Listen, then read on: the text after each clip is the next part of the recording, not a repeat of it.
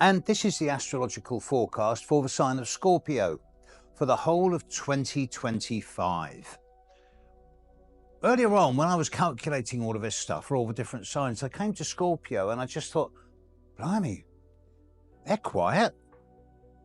Now, it seems this is a theme. Over recent years, Scorpio has been relatively quiet. And I'm not saying that 2025 is going to be a quiet year, because it's not. But compared to most of the other signs of the Zodiac, it's going to be less troubling, less challenging for the majority of you than almost any other sign. So let's get the basics out of the way, then we'll deal with the difficult stuff, and then we'll look at the positives. So the basics. Let's start with the Scorpio new moon on the 20th of November. This is actually a relatively quiet new moon, except for the fact that it's opposite Uranus. Sun and moon in Scorpio, at the end of Scorpio, 28 degrees opposite Uranus. This tells me that the period around the 20th of November is a time where there's going to be some sudden, startling changes in the majority of your lives, especially those of you born around that date, the 20th of November, in ways that's going to be liberating, innovative, original, if you've got the courage to look.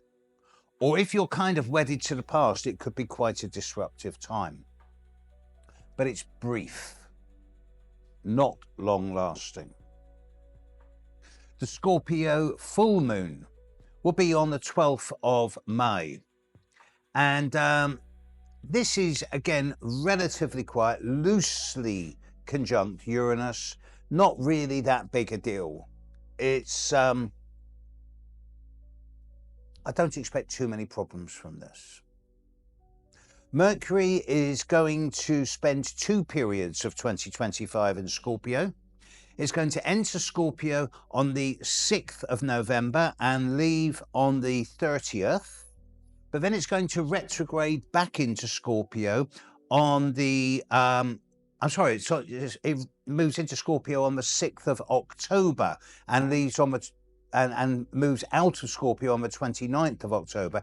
And then it retrogrades back into Scorpio on the 19th of November, standing still at the end of November before finally leaving Scorpio on the 11th of December. Venus will be in Scorpio briefly from the 6th to the 30th of November. Mars will be in Scorpio. This is a good time for getting a lot of things done, folks, from the 22nd of September to the 4th of November. Now let's deal with the difficult stuff here. There's 2 elements of challenge here. Firstly, Pluto, which has changed sign very recently, is now going to be squaring the Sun of those of you born in the first 2 or 3 days of Scorpio. So those of you born around the 20th, 21st, 22nd, 23rd of October, maybe the 24th, Pluto's going to be squaring your Sun. You will not be able to ignore this. There will be accompanying levels, significant increase in the levels of intensity and extremes, which if you're not prepared to deal with Pluto deliberately, then it's going to result in various levels of crises and trauma.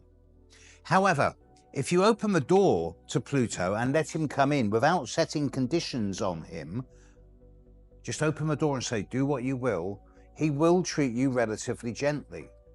And that will lead to a period of purging and detoxing, followed by regeneration, rebirth, and transformation. It will hurt. I promise you that. It will not kill you. I also promise you that. But if you're born in the first 2 or 3 days of Scorpio, this coming year is going to have its challenges, and it's all about having the courage to go into your own psychology. The deeper you go inside yourself, the easier the whole process will be. The more you push it into and onto the outside world, the more challenges you're going to get. And Uranus is opposite the Sun of those of you at the end of Scorpio. Uranus will be opposite the Sun of those of you born from, say, the 16th to the 19th, 16th to the 20th of October, of November, I'm sorry, as it has been since April, May of 2024. So those of you born from the 16th to the 20th of November, the first 3 or 4 months of the year are about finishing up old challenges, letting go of old situations and bringing things to a much calmer space by the end of April. But then Uranus is going to pass opposite the Sun of those of you born on the 20th, 21st, 22nd, 23rd of November. Maybe the 19th to the 22nd. And this is going to bring sudden changes from May onwards. Going to bring a period of revolution, re-evolution, quite possibly sudden changes that pull the rug from underneath your feet and send everything spinning, depending on how adaptable and flexible you are to change.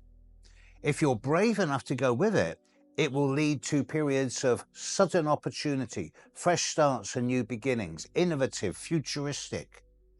Or if you're stuck in the past, then it's going to lead to periods of sudden chaos. But without change, you get entropy, which leads to decay. Saturn and Neptune conjunct at the end of Pisces for most of the year. Those of you born in the last 3 days of Scorpio, 19th, 20th, 21st, maybe 22nd of November, you're going to find that actually, yes, okay, so Uranus is going to be opposing you, but Saturn and Neptune will be trining you.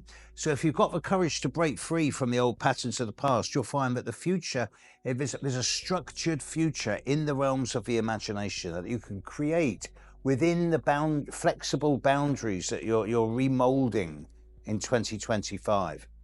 It need not be a destructive year. And Jupiter is smiling on so many of you. Jupiter, especially in the second half of the year, from say mid-June onwards, Jupiter's going to be aspecting almost all of you in a positive way. Those of you born from the very start of Scorpio, right the way through to say the 15th, 16th, 17th of November. First 2.5 weeks of November and all the Scorpio and born in October, you're going to find that the second half of this year is much easier, more fluid, more adaptable, more flexible, more advantageous. It does seem that the vast majority of you are in for a pretty quiet year, but those of you born at the very start of Scorpio, with Pluto squaring your Sun, and those of you born in the last 3 days of Scorpio, with Uranus opposite your Sun, as well as Saturn and Neptune trining your Sun, you're going to find that you're bearing the brunt for the rest of you. There's a lot of compressed and concentrated transformational change, and most of it's happening in the unconscious and subconscious. So dance with it, empower it, let it do what it wants. It's got your best interests at heart and it won't kill you. Be open to change. As far as 2025 goes, Scorpio, do your best to have an adaptable and acceptant year.